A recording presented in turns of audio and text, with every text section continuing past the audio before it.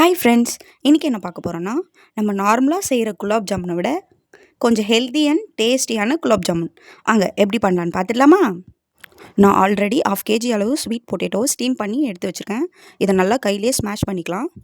இப்போ இது கூடவே 2 tablespoon of milk powder, 1/4 tablespoon baking soda, இது எல்லாம் சேர்த்து நல்லா பிசைஞ்சுக்கோங்க. ஃபைனலாக நம்ம 1 டேபிள் ஸ்பூன் அளவு கீ ஆட் பண்ணி ரவுண்ட் ஷேப்பில் நல்லா உருட்டி எடுத்து வச்சுக்கோங்க.